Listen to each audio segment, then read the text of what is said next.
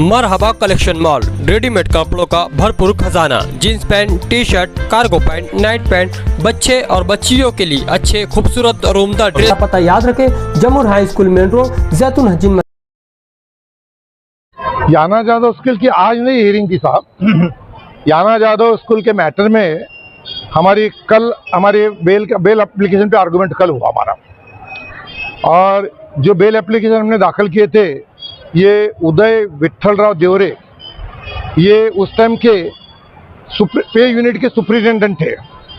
तो इनको भी पहले छावनी पुलिस स्टेशन में CR नंबर 98/2025 में इनको आरोपी बनाया है, और इन पे आरोप रखा गया था कि भाई इन्होंने ये सब मिलजुल के ये लोगों ने झूठे कागज पत्र बनाकर ये संदीप जादव करके जो एक क्लर्क याना जादव विद्यालय में था, इसकी सैलरी इन्होंने मंजूर की उसकी, और इन्होंने 1.5 कोटी का सब लोगों ने मिलकर अपार किया, ऐसा आरोप रखा गया था।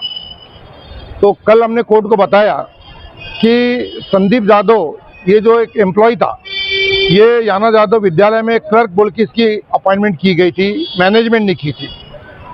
अब नियुक्ति से उदय विट्ठलराव देवरे का कोई भी ताल्लुक आता नहीं, क्योंकि उदय विट्ठलराव देवरे उस वक्त ये पे यूनिट के सुपरिटेंडेंट खाली थे। मैनेजमेंट ने जो संदीप जादव की जो अपॉइंटमेंट की, उसके अपॉइंटमेंट करे बाद मैनेजमेंट ने डायरेक्ट वो प्रपोजल उसका अप्रूवल के लिए एजुकेशन ऑफिसर को भेजा। एजुकेशन ऑफिसर का काम है सब पेपर का वेरिफिकेशन करना, छाननी करना, बराबर है या नहीं है। तो एजुकेशन ऑफिसर ने संदीप जादव को अप्रूवल मंजूर कर दिया था, उसके अप्रूवल मंजूर किया। उसके बाद में एजुकेशन ऑफिसर ने वो प्रपोजल मंजूर करके उसका proposal deputy director of education को फॉरवर्ड किया। डेप्यूटी डायरेक्टर ने भी उसको मान्यता दी, सैंक्शन दिया, और फिर से वो प्रपोजल एजुकेशन ऑफिसर के पास भेजा। फिर एजुकेशन ऑफिसर ने ये सब प्रपोजल को फाइनल मान्यता डेप्यूटी डायरेक्टर ऑफ एजुकेशन से मिलने के बाद पे यूनिट के पास भेजा। अब पे यूनिट का काम क्या है कि एजुकेशन अथॉरिटी ने जो अप्रूवल दिया है और डेप्यूटी डायरेक्टर ने उसको जो सैंक्शन किया है, मान्यता दी है, उसके मुताबिक उनके ऑर्डर का पालन करना, उनके ऑर्डर का इम्प्लीमेंटेशन करना। तो उन्होंने एजुकेशन ऑफिसर ने जो संदीप जादव को जो अप्रूवल दिया था वो 2012 से दिया था। तो 2012 से 2014 का जो वेतन का फर्क था, उसको जो मान्यता एजुकेशन ऑफिसर ने दी थी और फाइनल सैंक्शन जो डेप्यूटी डायरेक्टर ऑफ एजुकेशन ने दिया था, वो पे यूनिट ने संदीप जादव के खाते में वो उतना अमाउंट क्रेडिट किया। अब उस संदीप जादव की अपॉइंटमेंट 2012 की है या 2014 की है, इसकी शहनिशा करने का काम ये एजुकेशन ऑफिसर का है। इसकी शहनिशा करने का काम पे यूनिट का नहीं रहता है।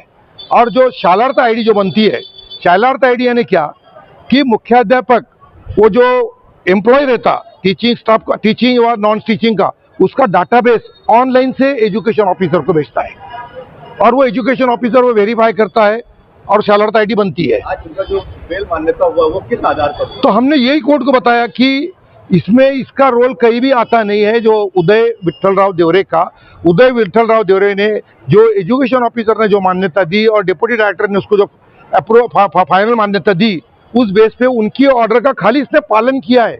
तो इसने कहीं भी झूठे कागज पत्र बनाए नहीं है, और उनकी मान्यता के हिसाब से उसने जो सैलरी का फर्क था 2012 से 2014 का, वो संदीप जादव के खाते में डायरेक्ट क्रेडिट हुआ।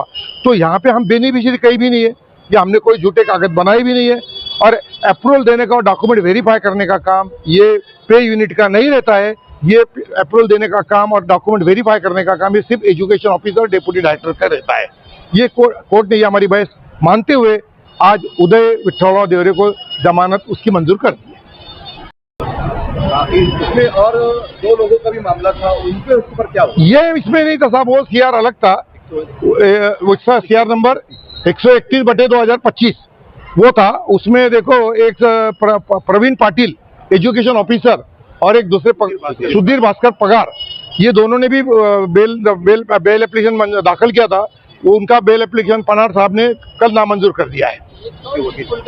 ये मालेगांव स्कूल के बारे में इनका मामला था। उनके वकील भी दूसरे थे, उनके तरफ से मैं नहीं था।